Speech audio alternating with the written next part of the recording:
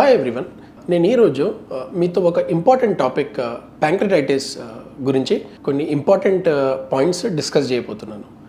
Pancreatitis చాలామంది పేషెంట్స్కి మేము రెగ్యులర్గా హాస్పిటల్లో డీల్ చేస్తాము. ప్యాంక్రియాటైటిస్ దేనికి అంటారు, ప్యాంక్రియాటైటిస్ ఎందుకు వస్తుంది, ఇంపార్టెంట్ కారణాలు ఏముంటాయి, మనం అది అవాయిడ్ చేయడానికి ఇంపార్టెంట్ జాగ్రత్తలు ఏం తీసుకోవాలి, ఇట్లాంటివి కొన్ని ఇంపార్టెంట్ మాకు పేషెంట్స్ అడిగిన క్వశ్చన్స్ బ్రీఫ్గా డిస్కస్ చేయబోతున్నాను. ప్యాంక్రియాస్ అనేది ఒక బాడీలో ఇంపార్టెంట్ ఆర్గన్ స్టమక్ వెనకల ఉంటుంది, పొట్ట వెనకల ఉంటుంది. ఈ ఆర్గన్ స్మాల్ ఇంటెస్టైన్కి అటాచ్ అవుతుంది. ప్యాంక్రియాస్లో డైలీ ఒక 600 ml నుంచి 700 ml దాకా జ్యూస్ ప్రొడ్యూస్ అవుతుంది. అది డైరెక్ట్ ఇంటెస్టైన్లో డ్రైన్ అవుతుంది ప్యాంక్రియాటిక్ డక్ట్ వల్ల. ఈ ప్యాంక్రియాటిక్ జ్యూస్ బాడీలో మనం ఒక ఇంపార్టెంట్ రోల్ ప్లే చేస్తుంది. మనం తిన్న ఫుడ్లో ఉన్న ప్రోటీన్స్ని ఈ జ్యూస్ డైజెస్ట్ చేస్తుంది. ఈ జ్యూస్ ప్యాంక్రియాస్లో తయారవుతుంది. ఇది కాకుండా ప్యాంక్రియాస్లో ఇన్సులిన్ కూడా ప్రిపేర్ అవుతుంది. ప్యాంక్రియాటిస్ అంటే ప్యాంక్రియాస్ ఆర్గన్ అంతా ఉబ్బిపోతుంది, ఇన్ఫ్లమేషన్ ఉంటుంది దాంట్లో. ఇప్పుడు సపోజ్ మనకు ఒక ఏరియాలో దెబ్బ తగిలిన తర్వాత ఆ ఏరియా ఎట్లా ఉబ్బిపోతుంది, ప్యాంక్రియాస్ కూడా అట్లా ఉబ్బిపోతుంది. ఆ కండిషన్కి ప్యాంక్రియాటైటిస్ అంటారు. ఆ ప్యాంక్రియాస్ అట్లా ఉబ్బిపోవడానికి కారణాలు ఏమున్నాయి? ఇవి కొన్ని ఇంపార్టెంట్ రీజన్స్ వల్ల ప్యాంక్రియాస్కి ఇంజురీ అవుతుంది. ఆ ఇంజురీ వల్ల ప్యాంక్రియాస్ ఉబ్బిపోతుంది.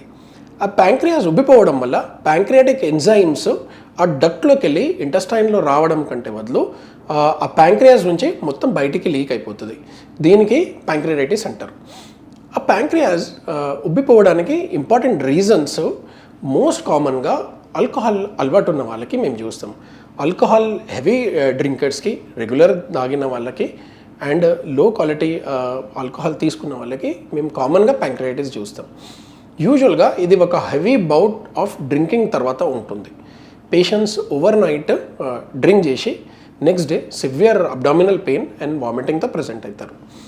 ఆల్కహాల్ కాకుండా పిత్తాశయంలో రాళ్ళు వచ్చిన పేషెంట్స్లకి, గాల్ బ్లాడర్లో స్టోన్స్ వచ్చిన పేషెంట్స్లకి కూడా ఈ ప్యాంక్రియాటైటిస్ వచ్చే రిస్క్ ఉంటుంది.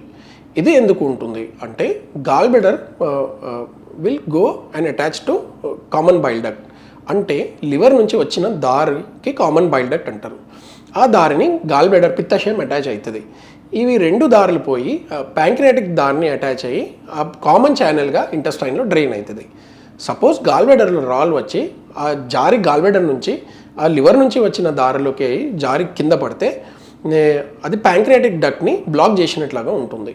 ఈ బ్లాకేజ్ వల్ల ప్యాంక్రియాటైటిస్ డెవలప్ అవుతుంది. సో గాల్ బ్లాడర్లో రాళ్ళు రావడం వల్ల కూడా ప్యాంక్రియాటైటిస్ వస్తుంది చాలామంది పేషెంట్స్కి, ఎస్పెషల్లీ ఫీమేల్ పేషెంట్స్లకి. ఇది కాకుండా షుగర్ అన్కంట్రోల్డ్ ఉన్న పేషెంట్స్లకి కూడా ప్యాంక్రియాటైటిస్ రావచ్చు.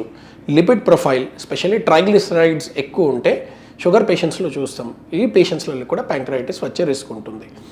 ఇది కాకుండా బాడీలో కాల్షియం ఎక్కువైపోతే, పారాథైరాయిడ్ హార్మోన్ ఎక్కువైపోతే ఆర్ ఒబీస్ పేషెంట్స్లకి, ఈ కొన్ని కేటగిరీస్ ఆఫ్ పేషెంట్స్లకి ప్యాంక్రియాటైటిస్ వచ్చే రిస్క్ ఎక్కువ ఉంటుంది. అదేవిధంగా కొంతమంది పేషెంట్స్కి స్మోకింగ్ అలవాటు ఉంటుంది.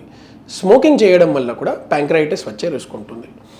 ఇది 3 to 4 కామన్ ఇంపార్టెంట్ రీజన్స్. ఇది కాకుండా కూడా కొన్ని రీజన్స్ ఉంటాయి, but they are very rarely seen. అంటే మేమంతా కామన్గా చూడం. ఇది main bulk of the pancreatitis ఈ రీజన్స్ వల్లనే వస్తుంది. Alcohol, smoking, uncontrol diabetes, lipid profile deranged అయిపోవడం, ఇది కాకుండా పిత్తాశయంలో రాళ్ళు రావడం అండ్ ఒబేసిటీ వల్ల లిపిడ్ ప్రొఫైల్ డీరేంజ్ అయిపోవడం. ఈ 4 to 5 కామన్ రీజన్స్ వల్ల మేము మోస్ట్ ఆఫ్ ది ప్యాంక్రియాటైటిస్ కారణాలు దీనివల్లనే ఉంటుంది. Thank you.